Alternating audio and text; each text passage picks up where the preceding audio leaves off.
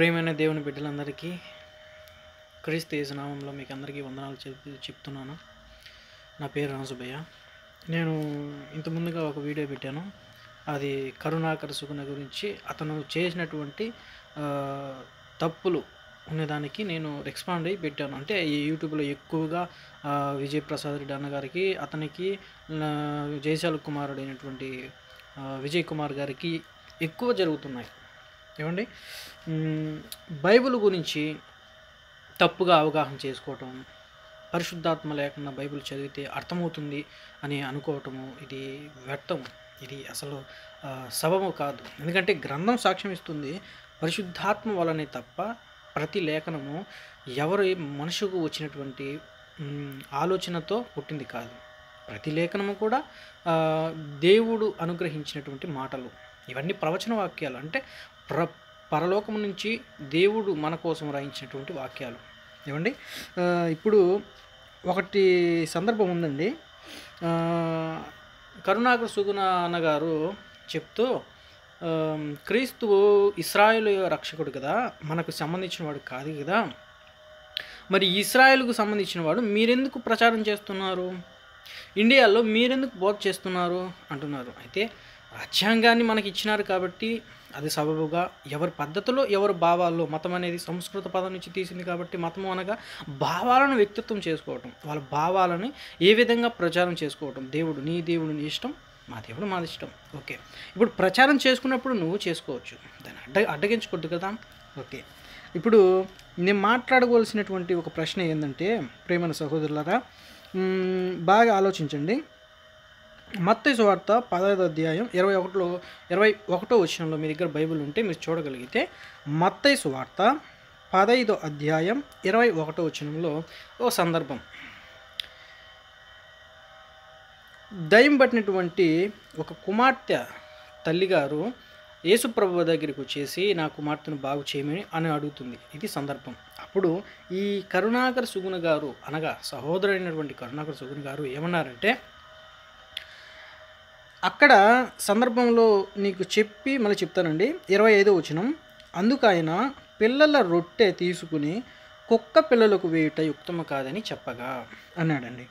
యేసుప్రభు వారు ఆ తల్లితో అన్నారు, పిల్లల రొట్టె తీసుకుని కుక్క పిల్లలకు వేయటం సబబు కాదన్నాడు. ఓకే, ఇప్పుడు అన్ని జనులైన మనమందరం కుక్కలమా? ఇప్పుడు అన్ని జనులైన మనమందరము కుక్కలమా? ఆయన వచ్చింది ఇశ్రాయేలుకి, మనం అందరం కుక్కలతో పోలుస్తున్నాడు అని అన్నాడండి. సరే, మొదటి నుంచి ఇప్పుడు మనం పరిశీలిద్దాం. మత్తయి సువార్త 15వ అధ్యాయం 21వ వచనంలో, యేసు అక్కడి నుండి బయలుదేరి తూరు సీదోనుల ప్రాంతమునకు వెళ్ళగా, ఇదిగో ఆ ప్రాంతములో నుండి కనాను స్త్రీ ఒకటి వచ్చి, ప్రభువా దావీదు కుమారుడా నన్ను కరుణింపుము, నా కుమార్తె దయ్యము పట్టి బహు బాధపడుచున్నదని కేకలు వేసెను. ఏమండి, అందుకు ఆయన ఆమెతో ఒక్క మాటైనను చెప్పలేదు. అప్పుడు ఆయన శిష్యులు వచ్చి, ఈమె మన వెంబడి వచ్చి కేకలు వేయుచున్నది కనుక ఈమెను పంపివేయమని ఆయనను వేడుకొనగా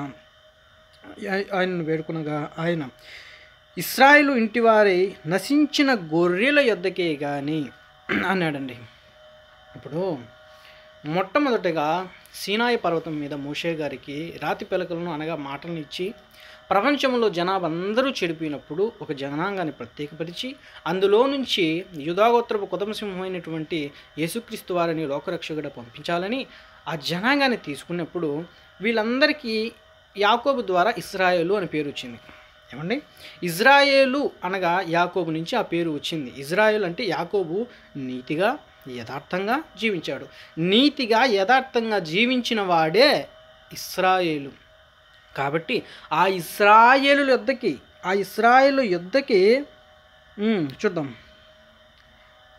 ఇశ్రాయేలు ఇంటివారి నశించిన గొర్రెల యొద్దకే. ఇప్పుడు ఇంట్లో వస్తువులన్నీ చాలా ఉన్నాయండి. ఇప్పుడు ఇంట్లో వస్తువులు చాలా ఉన్నప్పుడు మొదట బాగుగా ఉన్నటువంటి వస్తువును తీసుకొని పక్కన పెట్టుకుంటాం. తర్వాత బాగలేని వస్తువును కడుక్కొని శుభ్రం చేసుకుని తర్వాత బాగా పెట్టుకుంటాం. అవునా? ఇప్పుడు మంచి వస్తువును ముందు తీసి పెట్టుకుంటే తర్వాత బాగలేనివి తర్వాత చేయొచ్చు. ఇది మొదటి పాయింట్. మళ్ళీ ఇంకొకటి, ఆయనను ఆయనను ఆమె వచ్చి ఆయనను ఆమెకు వచ్చి ఆమె వచ్చి ఆయనకు మ్రొక్కి, ప్రభువా నాకు సహాయం చేయమని అడిగాను. అందుకైన పిల్లల రొట్టెలు తీసుకుని కుక్క పిల్లలకు వేయుట యుక్తము కాదని చెప్పగా ఆమె, నిజమే ప్రభువా, కుక్క పిల్లలు కూడా తమ యజమానుల బల్ల మీద నుండి పడు ముక్కలు తినును కదా అని చెప్పాను. ఏమండి, ఇప్పుడు యేసుక్రీస్తు వారు అన్నారు, నాయనా నా దగ్గర రొట్టెలు ఉన్నాయి, అది మా పిల్లలకి పెట్టాలి, కింద ఉన్న కుక్క పిల్లలకి మేము పెట్టను అన్నాడు. సరే, ఇప్పుడు పెట్టను అన్నప్పుడు ఆ తల్లి వెళ్ళిపోవచ్చు కదా. మరి యేసుక్రీస్తు దగ్గరికి మళ్ళీ ఆవిడ ఎందుకు రిపీట్ చేయటం? అక్కడ జరుగుతున్నది విశ్వాస పరీక్ష అండి. విశ్వాస పరీక్ష, ఒక తల్లి విశ్వాస పరీక్ష అక్కడ జరుగుతుంది. ఆయన అన్నప్పుడు నా మీద విశ్వాసం ఉంచదా? వెంటనే బాగా చేస్తే విశ్వాసం ఉంచదు. కాబట్టి ఆయన మాట అన్నా కూడా విశ్వాసం చూశాడు క్రీస్తు. మళ్ళీ కొద్దిగా ఎక్స్ప్లెయిన్ చేస్తానండి, ముందు ఇది చూద్దాం. విశ్వాస పరీక్ష జరుగుతుందని చూడండి. ఆమె, నిజమే ప్రభువా, కుక్క పిల్లలు కూడా తమ యజమానుల బల్ల మీద నుండి పడి ముక్కలు తినును కదా అని చెప్పాను. అందుకు యేసు, అమ్మా, ఎందుకు అమ్మా అన్నాడు ప్రభువు? పో, నీచురాలా పో అనొచ్చు కదా. నేను ఇజ్రాయెల్కి మాత్రమే వచ్చింది, అన్ని జనులకు కాదని పోవచ్చు కదా. మరి ఎందుకు అమ్మా అన్నాడు? ఒక వీడియో ఇంతకుముందుగా కామెంట్ పెట్టానండి కరుణాకర్ సుగుణ గురించి. అందులో నుంచి క్రైస్తవులకు సంబంధించిన వాళ్ళు ఎలా ఎక్స్ప్లెయిన్ ఇచ్చారంటే, అన్నా నిజమే అన్న, సరే అన్న, ఓకే అన్న, ప్రేయర్ అది పెట్టారండి. పక్కన ఉంటారే బూతులు పెట్టారండి కామెంట్స్. అందులోనే తెలియాలి. బూతులు మాట్లాడే నీలో ఎవడున్నాడు? దురాత్మ ఉన్నాడు. సంబోధన తెలియని నీకు యేసుక్రీస్తు అని ఏం తెలుసు? నా కామెంట్స్ మీరు పెట్టమని అవసరం లేదు. చూడండి, వదిలేసేయండి అంతే. కామెంట్స్ పెట్టాలంటే బూతులు గీతులు పెట్టాలంటే మీ ఇష్టం, పెట్టుకోండి. దానికి కూడా నేనేమి కాదనట్లేదు. కానీ న్యాయమైనదిగా చూడండి. నాకు న్యాయం కావాలి, సత్యం కావాలి నాకు. ఓకేనా? ఒక్క నిమిషం. తర్వాత, అమ్మా నీ విశ్వాసము గొప్పది. నీకుందా విశ్వాసం? తల్లి, నీకు విశ్వాసం ఉంది. నీకుందా విశ్వాసం? నీకు లేదు. ఆ తల్లి విశ్వాసం ఉంది. నీవు కోరినట్టే నీకు అవునుగాక. అంటే స్వస్థత పొందింది ఆ తల్లి, బిడ్డ స్వస్థత పొందింది. మరి ఆ తల్లి విశ్వాసం నీకు తెలియలేదా? కుక్క పిల్లలు నేను రొట్టెలు ఎందుకు వేయాలి, నా పిల్లలకి నేను వేసుకుంటాను అని అనలేదు ప్రభువు. ఆయన అందరి కోసం వచ్చాడు. ఓకే, మీరు ఇశ్రాయేలు మాత్రమే ప్రకటించండి వార్తని, ఆయన కోసమే వచ్చాము అని చెప్పాడు కదా. మరి మత్తయి సువార్తలో చూడండి ప్రియమైన దేవుని పిల్లలారా,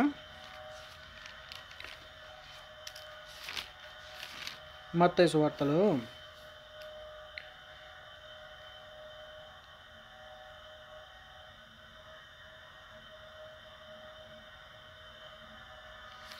క్షమించండి, మార్కు సువార్త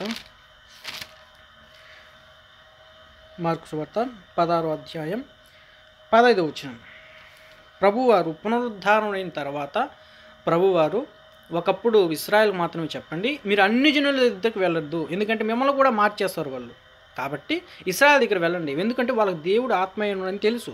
వీళ్ళకి తెలియదు, అన్ని జనులు వీళ్ళ విగ్రహాలతో వీళ్ళతో పూజిస్తూ ఉంటారు కాబట్టి వీళ్ళకి తెలియదు. కాబట్టి నాయన మీరు వెళ్ళండి, మీరు వెళ్ళేసి ఇశ్రాయేల్కి మాత్రమే చెప్పండి అన్నాడు ఫస్ట్. తర్వాత పునరుద్ధారణైన తర్వాత ఏమంటున్నాడు? 16వ అధ్యాయం 15వ వచనం. మరియు మీరు సర్వలోకమునకు వెళ్ళి సర్వ సృష్టికి స్వార్థ ప్రకటించుడి.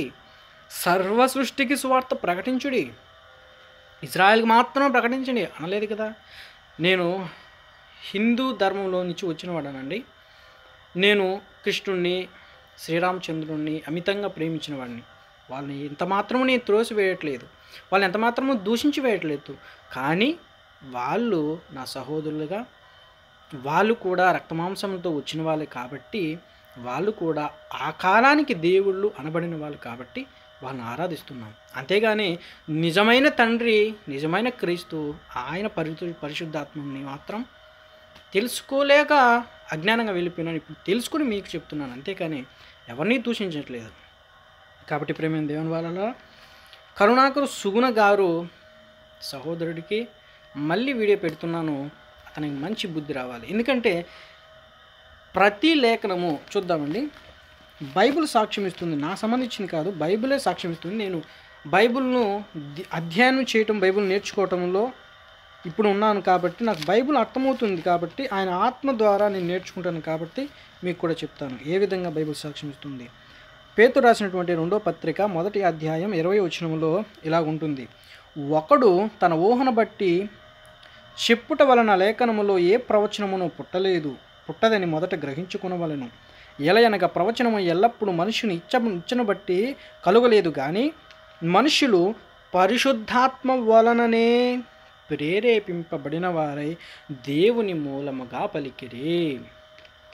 ఇదండి. మళ్ళీ కొరింథీయులకు రాసిన మొదటి పత్రిక 2వ అధ్యాయం 10వ వచనం: మనకైతే దేవుడు వాటిని తన ఆత్మ వలన బయలుపరుచుచున్నాడు. ఆ ఆత్మ అన్నిటినీ, దేవుని మర్మమును కూడా పరిశోధించుచున్నాడు.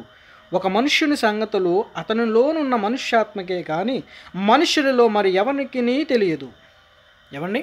అలాగనే దేవుని సంగతులు దేవుని ఆత్మకే కానీ, అనగా పరిశుద్ధాత్మ దేవునికే కానీ మరి ఎవ్వరికీ తెలియవు. దేవుని వలన మనకు దయచేయబడిన వాటిని తెలుసుకున్నట్టుకై మనము లౌకికాత్మను కాక దేవుని యొద్ద నుండి వచ్చి ఆత్మను పొంది ఉన్నాము. మనుష్య జ్ఞానము నేర్పు మాటలతో కాక ఆత్మ సంబంధమైన సంగతులను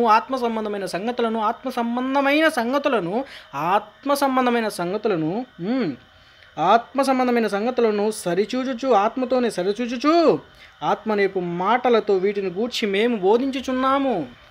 ఏమండి? ఏ విధంగా బోధించారు వాళ్ళు? ఆత్మ, పరిశుద్ధాత్మ. మీకు ఆత్మ అంటేనే తెలీదు, ఆత్మకు ఎలా ఉండాలో తెలియదు, ఆత్మాభిషేకం అంటేనే తెలీదు. మరి ఎందుకండి ఇతర వ్యక్తుల మీద మనం ఎందుకండి ఆడిపోసుకుంటాం? మనకు అవసరం లేదు. మన దగ్గర సబ్జెక్ట్ ఉంది, నలుగురికి చెప్దాం. భారతదేశము నా మాతృభూమి, భారతీయులందరూ నా సహోదరులని ఒకనాడు చదువుకున్నప్పుడు ప్రమాణం చేశామే. ఈనాడు అదే ఆ భారతదేశంలో ఉన్న క్రైస్తవులు, ముస్లింలు, హిందువులు అందరూ మన సహోదరులే కదా, ఒక్క తండ్రి నుంచి వచ్చిన వాళ్ళే కదా. మరి మీకెందుకు కక్ష? ఇది అండి నా యొక్క ఆవేదన. నాకు సత్యం కావాలి, న్యాయం కావాలి. దానికోసమే నేను వీడియో మళ్ళీ అప్లోడ్ చేస్తున్నాను. క్షమించండి. Thank you watch.